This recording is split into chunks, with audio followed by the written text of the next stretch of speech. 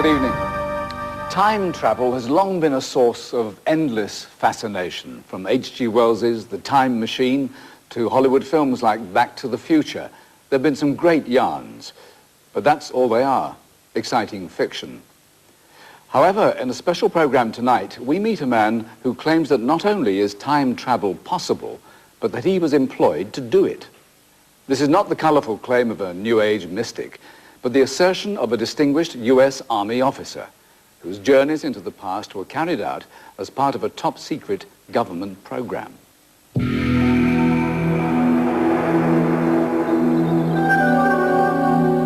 saw ourselves standing in the passenger cabin of this aircraft.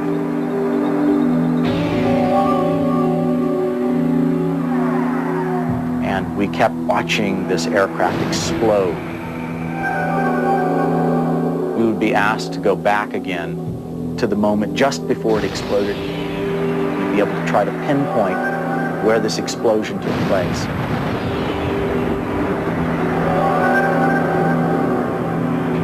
In 1988, David Morehouse, a major in the United States Army, was assigned to a new post at a top-secret unit of military intelligence. Discreetly housed in 2 wooden sheds on an army base at Fort Meade in Maryland, the unit was so clandestine that Morehouse didn't discover what went on there until he met his commanding officer. Peering at me across the top of his knuckles, he said, "What we do here, young man, is select and train individuals to transcend time and space." Now that you're in the room, change your perspective. Move up 10 feet and tell me what you see. To view persons, places, or things remote in time and space, and to gather and report intelligence information on the same. And when he said that, I nearly fell out of the chair. David Morehouse was an outstanding young officer with an exceptional record. A company commander with the Rangers, the Army's elite fighting division, he was destined to wear stars. But 4 months prior to reporting to Fort Meade, Morehouse's glittering career nearly ended.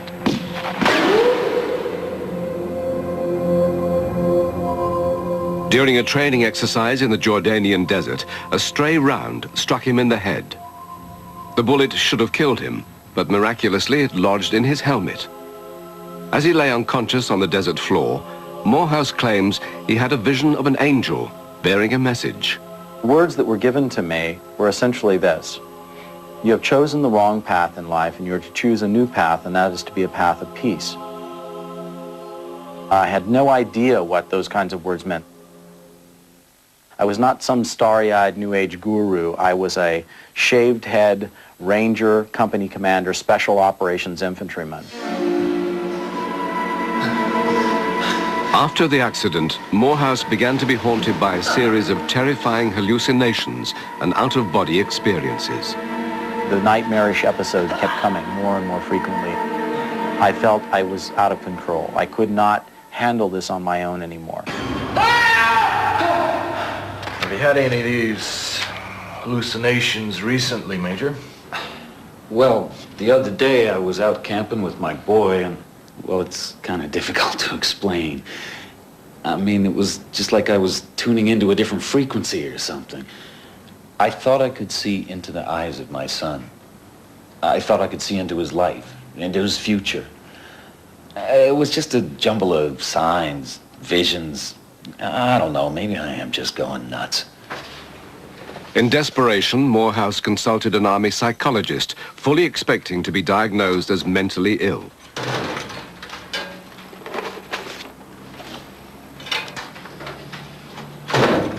Take a look at these. Let me know what you think in the morning.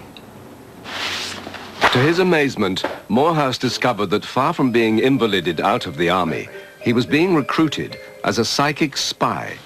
Night, sir. The psychologist suspected that the blow from the bullet had released a latent psychic ability. Late into the night, Morehouse pored over the transcripts from Operation Grill Flame, a covert espionage program. There was an individual referred to as a monitor and an individual referred to as a viewer. The viewer was describing events, persons, and places distant in time and space to the monitor.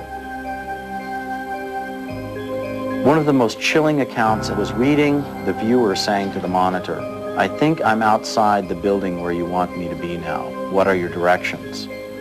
And the monitor saying to the viewer, "Pass through the wall and describe the contents of the room. Pass through the wall and describe the contents of the room." Those were hair-raising words.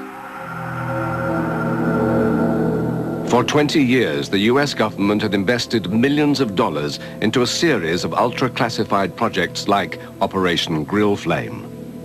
Psychics were recruited to gather military intelligence through a process called remote viewing. Morehouse first learned to control his brainwaves to enter an altered or semi-hypnotic state, unlocking the door to the unconscious. Then, as his mind separated from his physical body, he claims he was able to remote view, to travel in time and space, and view people and events from the past. And I would drop through this tunnel. And the sensation was so physically overwhelming to me that often I began to get nausea. Having entered an altered state, the remote viewer is ready to begin his assignment. The monitor gives him the coordinates of the target.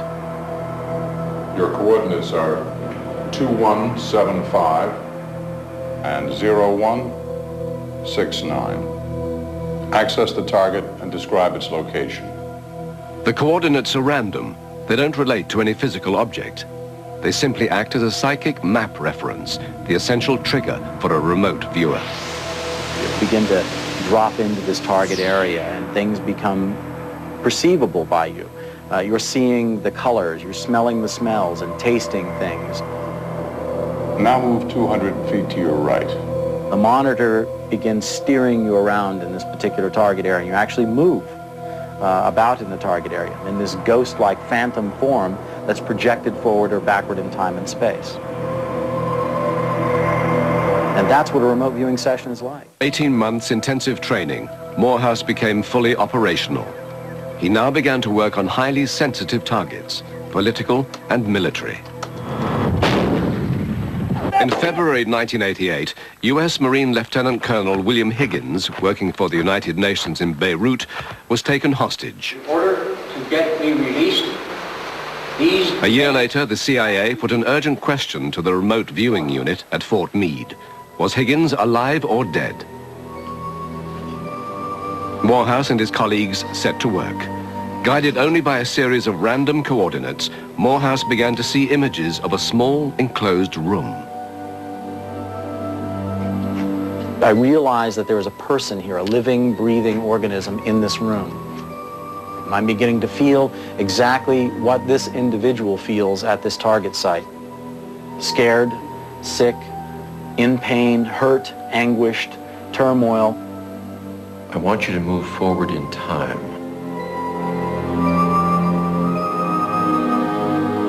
About 24 hours. I want you to access the mind of this person. Traveling through time and space, Morehouse believes he penetrated the hostage's cell. This classified report states he was able to confirm Higgins was alive but in great distress. He was later executed. Opening these conduits into the unconscious mind is a tremendous blessing and a tremendous curse. What do you do when you go home at night? What does your wife say to you? How was your day at the office, honey? Certainly you bring home far more than a briefcase full of papers. And that's the downside of being involved in this very bizarre world of psychic spying. Late one night in December 1988, all members of the remote viewing team were summoned for an emergency session. What's up? I don't know, they called us all in. You gotta be kidding. They need all of us? Yep, the whole team. But that never happens. Serious stuff, huh? He sure is. And you can forget that party of yours. We're here till we finish. Your coordinates are 0307 and 7102. Access the target and describe what you see.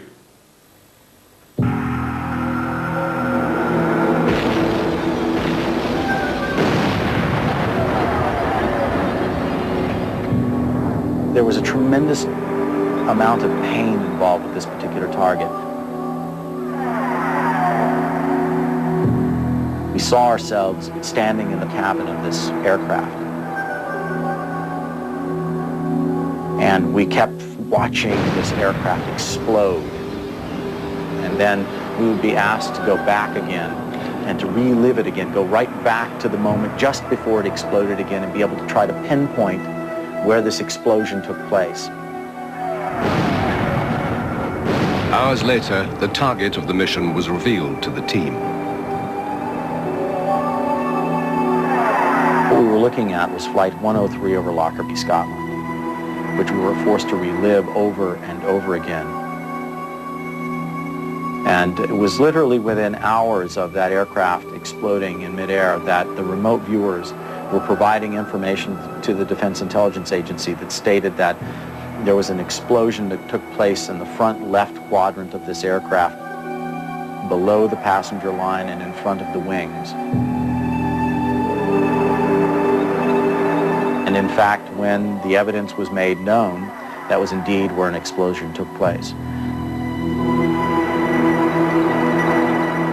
In part two, the remote viewing program takes a more sinister turn, putting David Morehouse under tremendous pressure.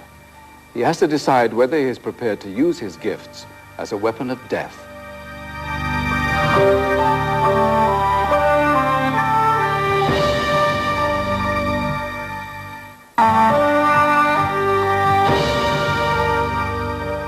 U.S. Army officer David Morehouse has undergone intensive training to become a psychic spy, but the onset of the Gulf War forces him to search his own conscience.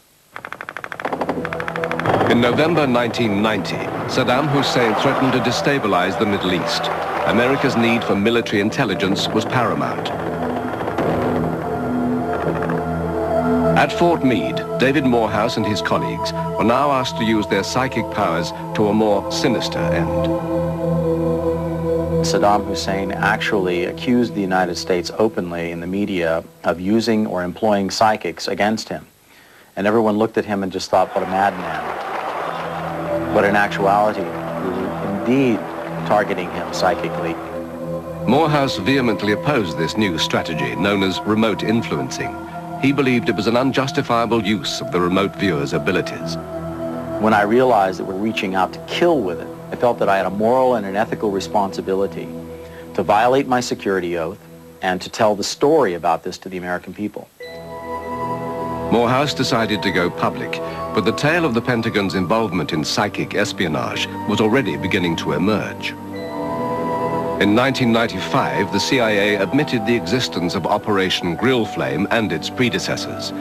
In the wake of the negative publicity which followed, the remote viewing unit was closed.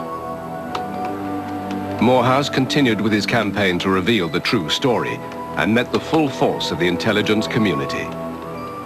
The entire military structure of the Criminal Investigation Division came after me and unraveled every aspect of my life. This took a tremendous toll on my family. My children were beside themselves. They were emotionally disturbed. My wife and I would be separated as a result of this. But I persisted in telling this story because I felt that truth was the only thing that I had that was an anchor and a tether in my life. Faced with the possibility of a 40-year jail sentence for breaking his security oath, Morehouse reluctantly chose the only alternative available to him.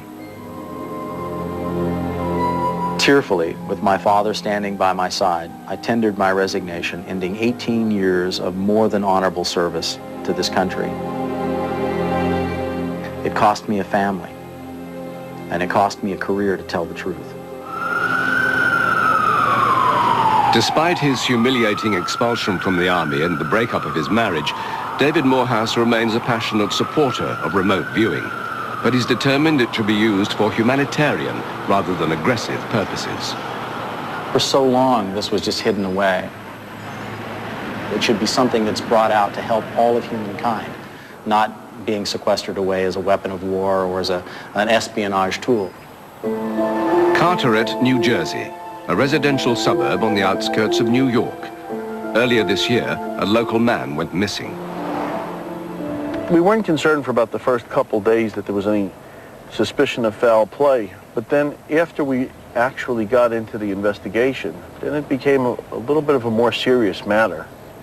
We tried everything. We looked everywhere. We talked to everyone. In this case, it was like he just disappeared off the face of the earth. The investigation was running into the ground. As a last resort, Deputy Chief Nagy approached David Morehouse. He persuaded him to come to Carteret to hold a remote viewing session at the police station. I had no idea what it was that I was looking at. I just obviously knew by nature of the fact that I was working with a police department that it obviously had to be something sinister. I hope this is okay for you, Dave. Looks fine, Dennis. Thanks.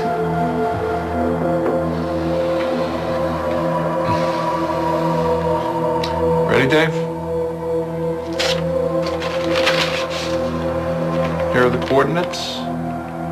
6571 9304. Access and describe the current location of a missing person. I began stepping into the ether. And the longer I stayed in there working on the target, the more clear the vision became about what the target looked like. And I just started unraveling this thing, looking through the eyes of a dead man. He was in there for about 90 minutes. He came out almost a completely different person. It was as if he worked an 8-hour shift. Gentlemen, this is Dave Morehouse. As you know, Dave's helping us with our investigation. He's just concluded a remote viewing session on the case, so listen carefully. Thanks, Dennis. The first thing I want to say is that remote viewing is not infallible. I don't want you guys thinking it's the answer to all your prayers, because it isn't. But it can give you that extra bit of information, that missing bit of the jigsaw to push your investigation further. He came out with what we call an intelligence product. Now bear in mind that he had no idea of knowing that this was a missing child, a missing an adult, a senior citizen who might have lost their memory, a male, a female. He had none of this. He just knew missing person. The missing individual is, I believe, white, middle-aged male, local to this area. I got a strong feeling that he's the victim of a homicide. I also got a very strong sensation of water, a sense of drowning. Maybe the body was dumped in a storm drain or a culvert. If, as Morehouse claimed, the missing man had been murdered and dumped in the waterways near Carteret, the chances of police finding his body would be slim. It's like looking for a needle in a haystack. I mean, there's just, you know, acres and acres and acres of undeveloped waterfront property here.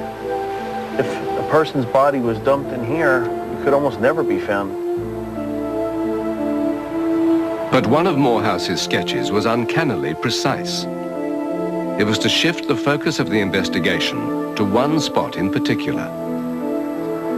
This sketch that really shook me up was of standing, watching myself in apparitional form stand amongst the reeds on the shoreline of this inland waterway. And I remember seeing this fleeting image of this large building with a smokestack. I got a river here. This thing of water won't go away. Reeds here, factory complex. Does this look familiar to any of you? Hey, what do you think? This could be that spot by the abandoned dock. It was a very frightening thing for me to reveal that sketch to the police officers and to have probably half of them stand up and say, I know where this place is. The police immediately took Morehouse to the area of the Carteret waterfront which resembled his drawing. I found the spot and said, this is it. This is where I stood.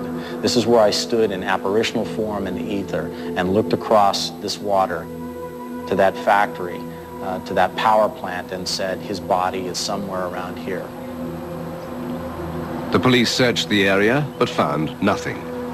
3 weeks later, the body of the missing man surfaced a few hundred yards downstream, precisely where the current would have taken it had the body been dumped at the site of Morehouse's drawing. Whether it was Major Morehouse looking through the eyes of a dead man or being in the same location, the fact is there was a remote viewing to that location. No one knows how it works, they just know that it works. That a random set of 8 numbers can produce a scene remote in time and space, location and date. It's chilling to me to come back to see how accurate the remote viewing session is. And it's frightening. It's absolutely frightening to think that this potential has been locked up as a weapon of war and as an intelligence collection tool when this is really where it ought to be used, is to assist law enforcement officers here and throughout the world to solve cases such as this one. 2 months later, David Morehouse has returned to Carteret. Now, if you go back to this training process that we talked about, He's been invited back to teach police officers the techniques of remote viewing. whatever this is a photograph of inside of here, that's not what you're going to be looking at. You're not going to work this photograph. You're going to transcend time and space. These guys deal with life on the streets, and now you're talking to them about entering an altered state and stepping into the ether and gleaning, targeting data, etc. But I was amazed how well these police officers did. They were accurately describing targets remote in time and space that they had never seen or heard or had no idea. A lot of people will think you're crazy or you're a lunatic or you're off the wall, but all I could say is if they took the course, they were trained in it, at the end of the training, they'll know. They'll be convinced. A freak accident in the Jordanian desert had repercussions that no one could have predicted. If I could turn back time to 1987 in that desert floor, I would duck. But fate and destiny didn't present me with that. The apparent psychic ability that was released eventually led to Morehouse losing everything he held dear: his family, his career, his name. But he recognizes that there are benefits from his involvement in the murky world of psychic spying. He claims he has a rare gift which he is happy to pass on to others. Remote viewing is the greatest gift that we can give human beings. We can either wander through the next 50 years of life somewhat lost and confused, or we can have this ability to become hyper-intuitive and to know the answers to things without really knowing how we know it. And that's what I see the future being. The police at Carteret, New Jersey, have yet to complete their remote viewing course. Only then will they be able to put David Morehouse's extraordinary claims to the test. H.G. Wells would have loved it. Good night.